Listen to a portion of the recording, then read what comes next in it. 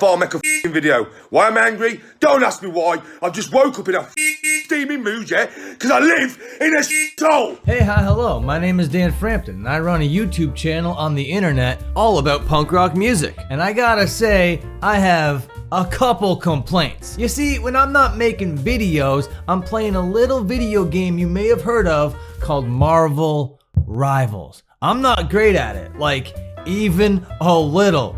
I'm dog cheeks if I'm being honest with you. It's my first time ever playing a hero shooter type thing, and it's been a rough old learning curve, I'll tell you that much for free. But when I say it has attached itself to my brain, I want you to imagine a Velcro strap coated in Gorilla Glue. That's to say, it's latched on there pretty friggin' snug. You might be asking yourself now, Dan, that's great, but what does any of that have to do with punk rock music? You know, the premise of your entire channel. And to that, I say, Marvel Rivals is literally littered with punk rock costumes for their superheroes, and they're all trash. So today, I gotta get a lot of stuff off my chest. These punk rock costumes are not only ugly, but they're a blatant dismissal of the culture they're pulling from. I'm not built on total hatred and anger right now. I'm gonna provide feedback on how to improve the existing punk skins and how to integrate more punk stuff in future updates, because I fear those updates are coming and they're gonna be awful unless I do something about it early doors. Likes and subs, let's go. So, like, this is Bruce Banner, right? He can transform into the Hulk, but you already know that. This is Punk Hulk. He first appeared in the Edge of Spider-Geddon comic book. He lives on Earth 138. His Spider-Man isn't Peter Parker, it's Hobie Brown. He's not Bruce Banner, he's Robbie Banner. Punk Hulk rules. He has a heart tattoo on one shoulder that says metal and a skull tattoo on the other. And check out these sweet tribal armbands wrapped around the forearms. This design rules. The game boldly claims that this Hulk also debuted in the Edge of Spider-Geddon book. He did not. I don't mind taking creative liberties or license here and there, but the real Punk Hulk would never have rock written straight across his abdomen. That is so whack. Check out the tattoo on his trapezius muscle that just reads Punk Rock.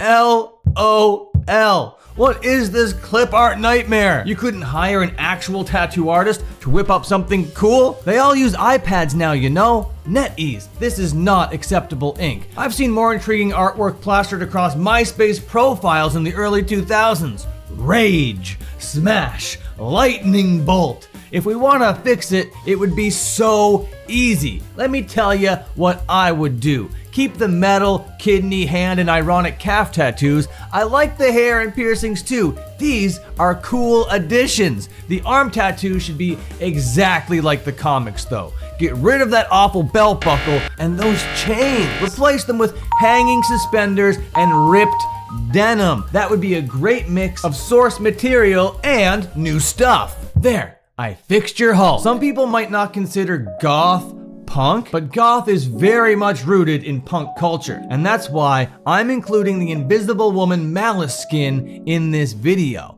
Malice has a reputation in the Rivals scene for being for the gooners, but let's look past that for a moment, you perverted freaks. Malice is actually a really well-designed character. They kept her pretty true to the comics and updated her design for a 4K 60 FPS video game. This character was always a little bit risque. It was a dominatrix in a kid's cartoon, for Christ's sake. So, with that taken into consideration, I think that the devs have managed to capture the same energy with their take on the Malice character. When they're not trying to make a character punk, they succeed. But the moment they get it in their head to punk it up, they give it a worse botch job than what Aunt Jenny got last time she went to Tom's rhinoplasty. This duality becomes obviously apparent and abundantly noticeable when we take a look at the next character. Ladies and gentlemen, this is Magik. The default costume when they're not trying to be punk is so punk it almost hurts. All black, torn pantyhose, armored and torn top, the spiked turtleneck dog collar thingy. This is punk as f. The moment they try to make it punk, it sucks. Meet Punk Child. That's right, punk is in her name and she looks like this. I mean, it's a cool enough design, I guess, but it ain't punk. A wallet chained to nothing? Huh? Over a skirt, you say?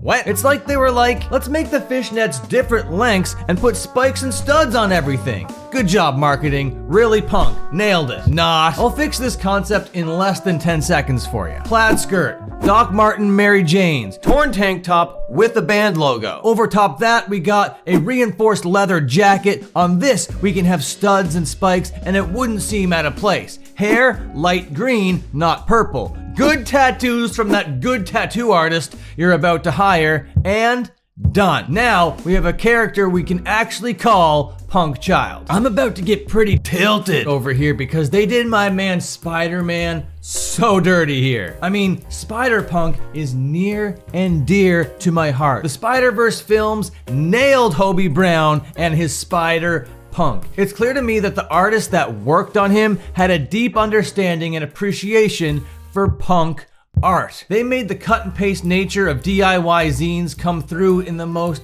visceral and vibrant way. They elevated their source material that they got from the comics, but even the version of Hobie Brown from the comics is amazing. He's a little bit more subdued and tame, but the simple additions of the denim vest and the studded bracelets go a long way. He somehow manages to pull off that spiky mohawk thing that I typically hate so much that we're gonna see an awful example of very shortly. So, with the vast pool of Spider-Punk to pull from, what does Marvel Rivals decide to do? Literally none of that. They reference Hobie Brown in blurbs and in lore dumps here and there, but what we got was a Marvel Rivals exclusive. We get Spider-Punk 2099. This abomination disrupts my entire soul. It's like the devs were like, let's ruin Cyberpunk while we're at it. And they know exactly what to do to accomplish that mission. This is Spider-Punk 2099. I hate his stupid helmet with those overly large mohawk spikes. Here it is. Isn't this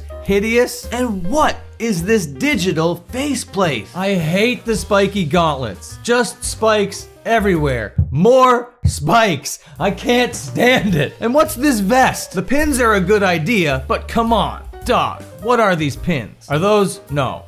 Wait, are those golf gloves? Are you serious with the golf gloves? Get a grip. I can't even cope with this design, especially because cool Spider-Punks, yeah, plural, already exist. I feel robbed. The only thing that can make up for this is if Hobie gets his own separate character altogether. Otherwise, this design is an unwashed lower orifice. There's no fixing Spider-Punk 2099. Just bring in Hobie. Make him a support character with a guitar, and we're in business. Okay, one more cool one before I show you the worst thing I have ever seen in my entire life. This is the Mohawk Rock costume for Storm. This is the only time they set out to punk up a character, and it ended up actually working. For some reason, she's not a part of the game's punk society, whatever that means. If magic is in there, there's no reason Storm shouldn't be.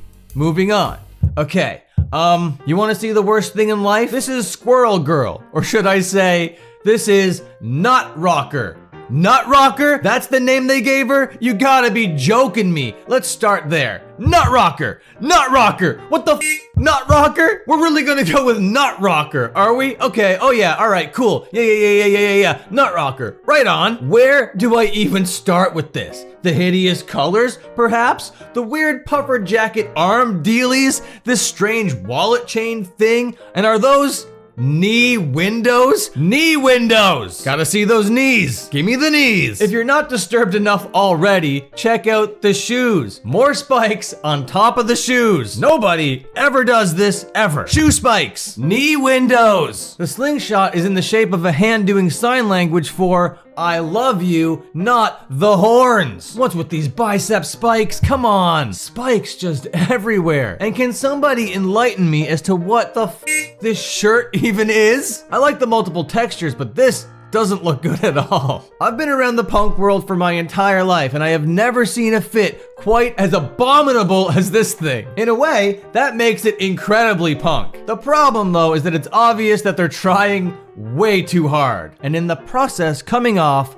So dorky. Knee windows, people. At least I gotta give 10 points for the creativity required to think up something as diabolic as knee windows. This design, believe it or not, has some positive qualities though. Everything from the neck up kicks ass. Barbed wire necklace, cool. Safety pin earrings, love them. Liberty Spike's hairdo, spot on, nailed. The little squirrel dude looks sick as frick too. It's nowhere near enough to save this design because I didn't even talk about the thing that I hate the most when it comes to our good pal, the Nut Rocker. And that, my friends, is her tail.